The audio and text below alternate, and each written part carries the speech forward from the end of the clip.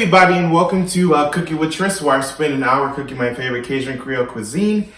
Don't forget the part. Oh, I messed up. Run it back. So today I want to do something really special for y'all. So I'm gonna make some collard greens, some lobster mac and cheese, and some sweet and spicy fried chicken. I'm super excited for y'all to get a little taste of, well, I guess your eyes will get a little taste. My people at the dinner party is gonna get the taste. And I'm really excited for y'all to dive in with me. So let's get it. Don't forget to grab a cocktail.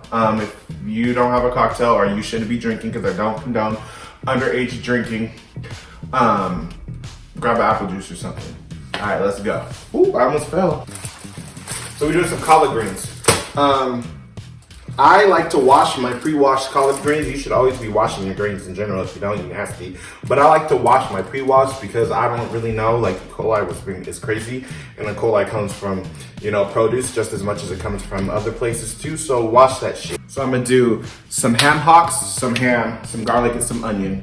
And I like to layer that. So first I'm gonna put the ham hock, and I'm gonna put some onion. I don't like that you're following me like this. You know what? I might as well just get my little chopping board over here. It's a specially made Cooking with Tris chopping board, and it has my favorite quote from my favorite song, Donk by Soulja Boy, shake salt with it. And that's what I like to do. I like to shake salt with it. So then I'm gonna throw in some ham. Make sure you wash your hands, nasties. I just told you all about E. coli. And some garlic. Now, my dumbass bought some minced garlic and put it on the chopping board because I was trying to be presentational, and it didn't look too cute. Don't look at that price. That means it had to be used today, but they're still good. Now, I like to let my greens cook in some chicken stock. So we're gonna add some chicken stock, top it off with some water. The greens need to be fully submerged. Some chicken stock. I like to throw in some vinegar and some sugar to cut the bitterness, and then we'll get into the seasonings. That's a whole other thing. How do you even think that they discovered one day, like my ancestors, not our ancestors? We're gonna steam some greens, you know what I mean? Like, I would have loved to be a guinea pig. Well, not this pig. I need some water. So again, top it off with some water. We need our greens to be fully submerged. All right, so I throw some vinegar up in the greens. Now this is the part that I need y'all to understand. Please season your food, because we do not like dry ass, nasty ass food. So please season it. So I did salt.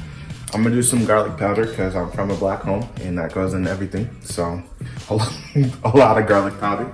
For Deanna purposes, I did a tablespoon of salt, 2 tablespoons of garlic powder. I'm gonna do some black pepper, some paprika, some cayenne pepper. The cayenne is really your choice. I like things with a kick in it.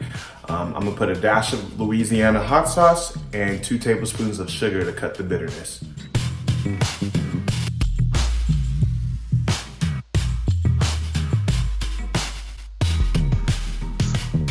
Okay, let's go. You wanna play Never Have I Ever? With Talking me? to you, yeah, to you. Oh, no. Why? I just don't want. You don't want your business aired out there? All right, so we're also making some lobster tail mac and cheese. Now this recipe is not for the faint. My poor bum, I'm severely lactose intolerant, so my poor bum has difficulty with this. But for you, I'm gonna sacrifice it all. The cheeses I'm using is sharp cheddar, Parmesan, mozzarella, and Gruyere. Now this complements your lobster best. This brings out the flavor of seafood. It's just as a standard rule, you cut down the middle when you're cooking lobster tail. You lift open and then you bring the meat out. If you were just gonna bake it, then you would just set it on top of the shell, dust it with some butter and garlic. You're good to go. Because we're making lobster mac and cheese, I'm going to remove the shell, or remove the meat from the shell, and I'm gonna save a couple of shells for presentation purposes, but honestly, do your thing. Cheers, everybody. Ooh. We're gonna start this mac and cheese. So let's get into it. I took a shot, I'm feeling a little loose. All right, so every good mac and cheese needs a good roux. So I'm gonna use a stick of butter. And before I start this roux, I'm gonna use a stick of butter and I'm gonna put it on low and I'm gonna let it melt slowly. And in that butter, that slow melted butter, I'm gonna add the lobster. So it cooks slowly with some garlic and some salt and pepper. White people, it's your time to shine because y'all love some salt and pepper. Get a look at these greens, honey. Oh my. Ooh, ooh. Mmm. So my butter and garlicky lobster, I'm gonna add 3 tablespoons of flour. We're gonna stir that. Let it get a little clumpy. Yum, yum. All right, so to this, I added a half a cup of heavy cream, half a cup of half and half, and then a cup of whole milk. Again, this is not for the faint bums, and it's only downhill from here. I cubed the Gruyere, it's a cup of Gruyere, and I added it to it, and I'm gonna let it cook slowly. Again, traditionally for the other cheeses, you wanna remove it from heat, like the Parmesan, the mozzarella, and the cheddar, you wanna remove it from heat because it gets a little grainy. All right, so I added a half a cup of Parmesan, a half a cup of mozzarella. That's, who says it like that I really can't stand? Giada. No, shout out to Giada. Then I do a cup of sharp cheddar. Look at that. Cook your pasta. So we have your cooked macaroni slightly al dente. Then you're gonna add your cheese sauce. Make sure you over sauce your pan because your pasta's al dente, you want it to cook in the sauce a little bit.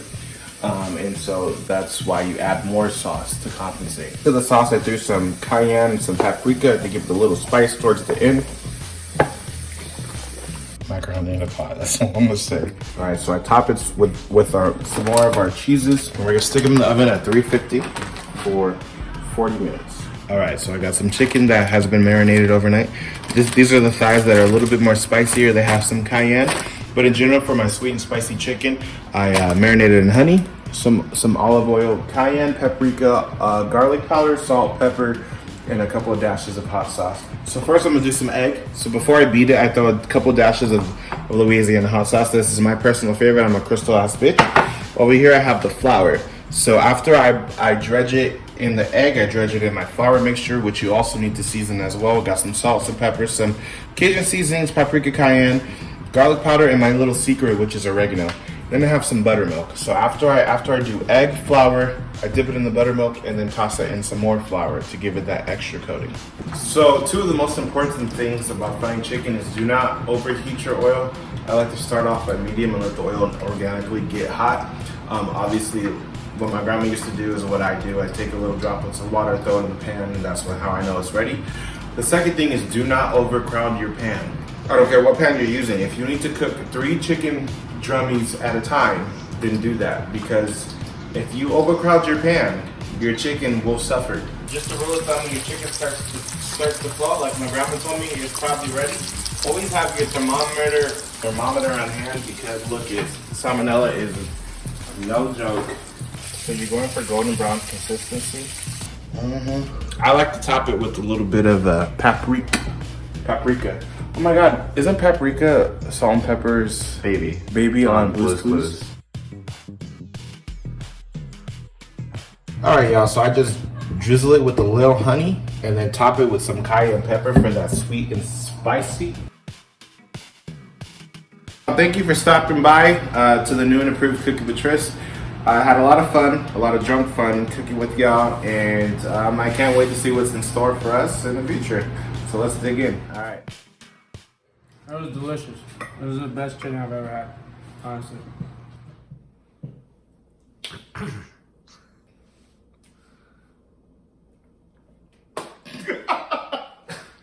Take another shot.